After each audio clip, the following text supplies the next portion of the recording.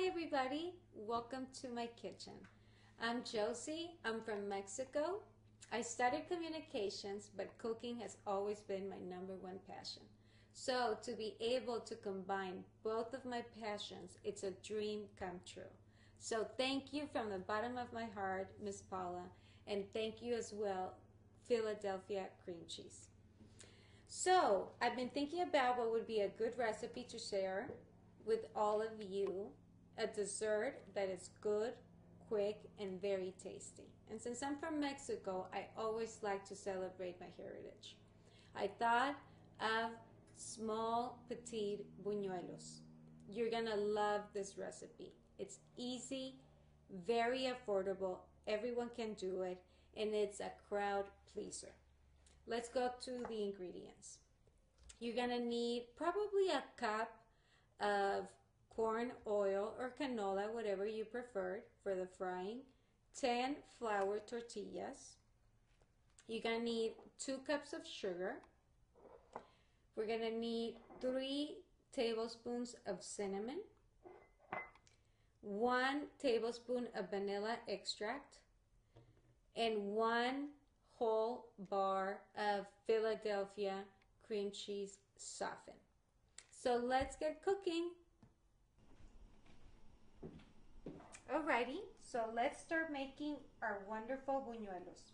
We're gonna need, as I said, 10 flour tortillas. I warm them up just in case if they get hard.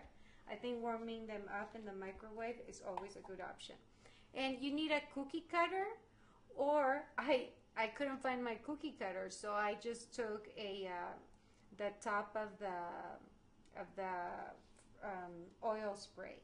And all you're gonna do is go in circles and cover and cut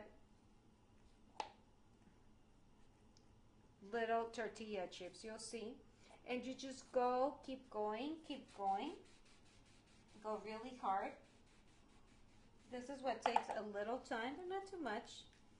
And for example, if you have children, this is a wonderful activity to do with kids. They love it. And this is fun. It looks pretty.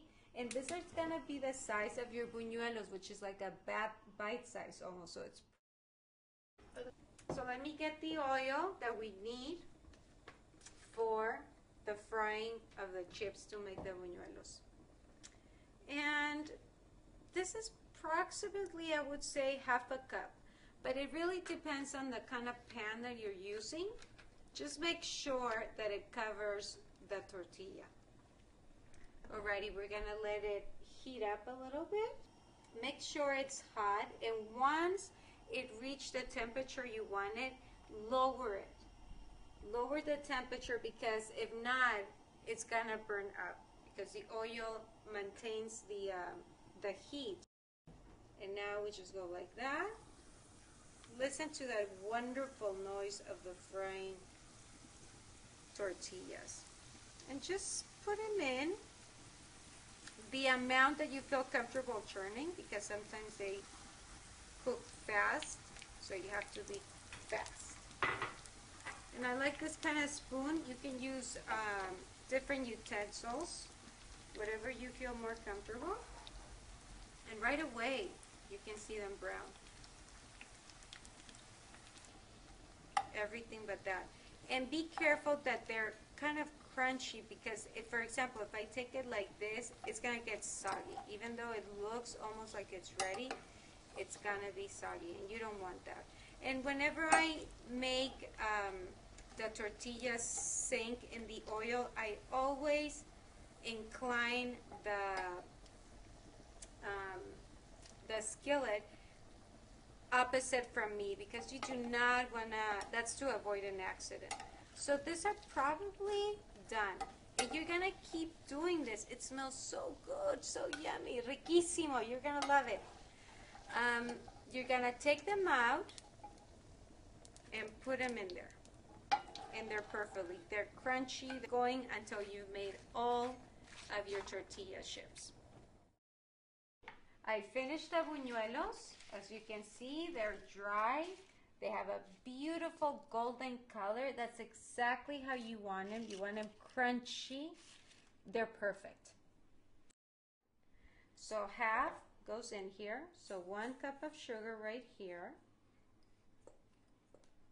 And half of the cinnamon, as you can see, just a ball. Half the cinnamon.